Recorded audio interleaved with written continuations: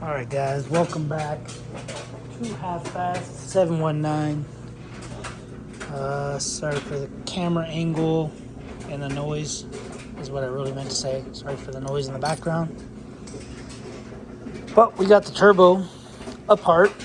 I did not think it would need a rebuild. However, I think it does. So, got the bearing here.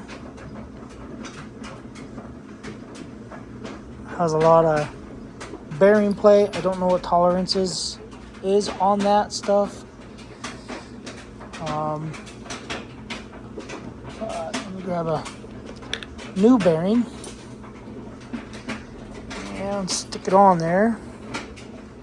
It's already fitting much tighter.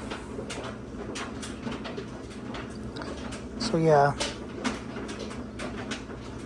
fits on there way tighter. Anyway, so this kit is from Turbo Crafts upgrade rebuild kit, model MHI TD04 forward, whatever that means. Anyway, it comes with 2 bearings. So it's 2 bearings. It comes with a new nut, which I'm not going to use. The rings, I guess seals rings, and then collars. And then it comes with a new thrust collar, or thrust bearing. So you could see the stock one. It's got some wear on it. Definitely has some wear. So yeah, basically what I did was I marked the shaft, the impeller shaft, and I marked the other one there, and then I marked the nut because they are all balanced. You see that cutout right there? That means it's balanced. So anyway, just tore it apart. I didn't think it was that bad, but apparently it is that bad. But I got a rebuild kit, so I'm going to rebuild it. There's an O-ring here. There's an O-ring inside there. This bearing, I guess I could just put it back together real quick, possibly. So that bearing goes there. This little collar that's in there goes down there. That goes like that onto that little pin, and then this O-ring goes into there, but I'm not gonna use it. And then we have this, I believe it's like a baffle. Anyway, there's another the longer one of these doodads with a ring. I guess they call it a ring. Anyway, that goes in there like this. You drop that in there, but usually you'll put this inside this first, and then that drops in there, and then you put a circlip. This clip goes in there, which these are very strong, almost impossible to get that one out. But that's the front of it. And then the back, you have this little cover. And then you have a bearing that goes in there. Drops into that one right there. And then you have an O-ring or a ring. The bigger ring right there. You have that on this end, but anyway, it's pretty simple. Just gotta clean parts that I'm gonna be reusing. So yeah, it's pretty straightforward. This one did need rebuilt. I gotta see.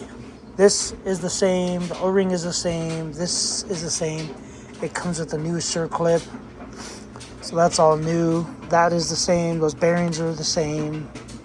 I'm pretty sure everything's the same except for one thing, if I remember right.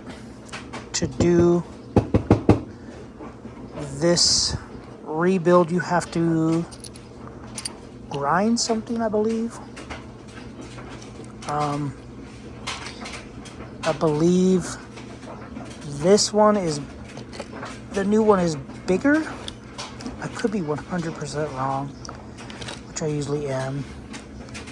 Oh yeah. So it's bigger in diameter. So this is the old one that goes there, which is technically on there, and this one will not fit. So you have to take a grinder or a little angle grinder, and you have to grind this piece open right there. Just a little bit. Just take a little die grinder or something. You grind it, then clean it all up. And it's pretty easy, I'm assuming. Anyway. So yeah, so this is gonna be my rebuild of the Turoski. So far, that stuff here I'm not reusing. Those little plastic things are a pain in the butt. And yeah, bearing, this thing, and basically, I think basically this whole setup right here we don't use, because this one has the groove for that. I could be wrong. Nope, it's got the groove. And then this, I don't know if I have to reuse this or not. It looks... I'm gonna stick a caliper on it and measure it. Maybe, maybe not. It looks right. Everything looks right. So, yeah. Anyway, guys. Yeah, so I'll clean it all up. Show you guys what it's like. I do have a video of the shaft play before, and I'll show you guys that shaft play after, right here. Oh yeah, definitely needs a rebuild. That's a lot of play. That's all worn out, and new bearing. If I can get these stupid things out. New bearing. Ooh, nice and tight. Basically, no play.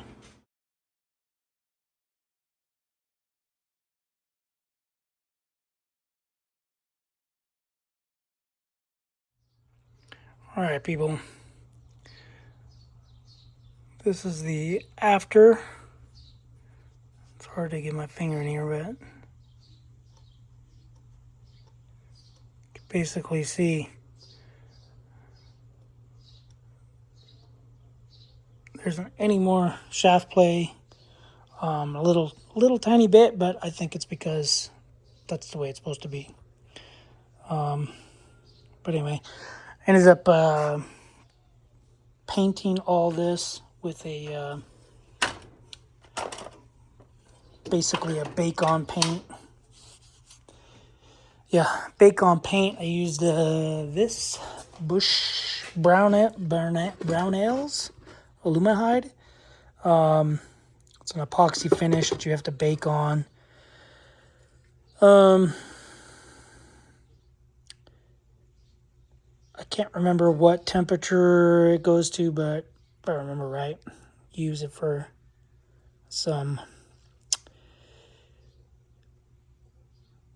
yeah, use it for some high temp stuff, like barrels. But anyway, yeah, I ended up using that. It's a semi-gloss black. I was going to do Cerakote, but I don't know if the Cerakote goes to that high of temperature. And a couple things I want to note or let you guys know is basically I don't think I got the right kit because this has a little, flies are attacking, but anyway, it has a little dome in it, like a whoop, a little concave there, and this piece is shorter than the other one, so when you put it in its stuff, in its place, the blade, whatever, basically bottomed out on this because this was too small. So I'm assuming I have a flat back. So just so you guys know,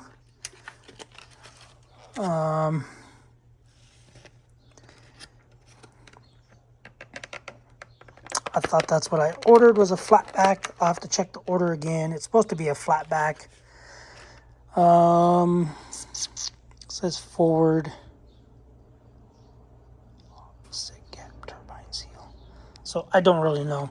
I did tighten everything. I torqued everything down. I think it was 10 foot-pounds, like 9 foot-pounds or something like that with the with Loctite.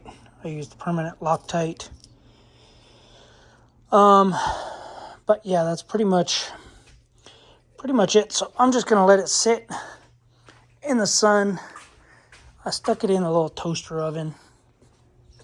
So I'm gonna let it sit in the sun and bake for a lot longer. I taped everything off, so I taped down in there. That's why you can still see the rusty color. But as far as I know, that's what it looks like. That's rebuilt. It feels really good, I think. So anyway, gonna clean up the mess I got. I'll keep this as a hoarder backup. And yeah, I think that's it. No extra parts. In order to machine that out, which I did not get a picture, dang it. I ended up using this little end mill.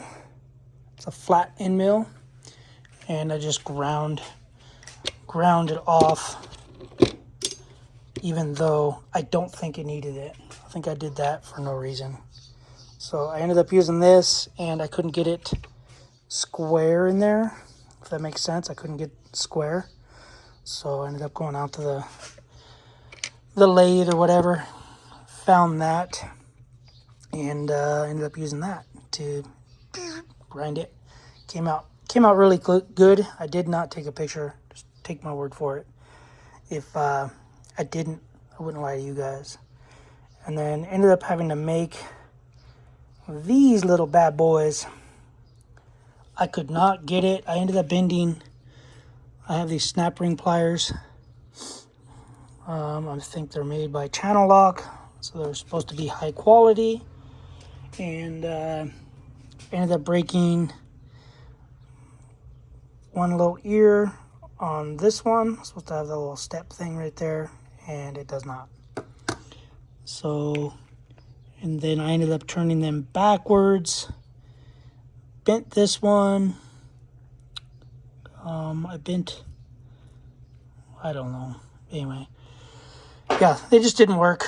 So I ended up using these without the cut, and they just kept slipping off. So I ended up making this little cut. I ground it flat on both sides, and then made this little cut, and then it was super easy. Like, it grabbed it and didn't even let go. And that was for the big circlip, and that thing is very strong. I got a bad pinky now. I think it's that pinky. Might be this pinky. Nope, this pinky. I just can't feel anything from here up because I cut a nerve and a tendon right here, so I don't have feelings in this finger. Anyway, guys, I'm gonna go in the house. It's already getting too hot out here. I'm just gonna clean up the tools and go in the house. So, yep. I was gonna take the exhaust off. I might still do that later. It's supposed to cool down, but anyway, we'll see. So yeah, this is a turbo rebuild for the MPI turbo setup for Yamaha YXZ 1000. Anyway, all right, guys, that's all I got. You might need this. Definitely need this. So stay tuned. It'll either be a new video or this will continue. So we'll see.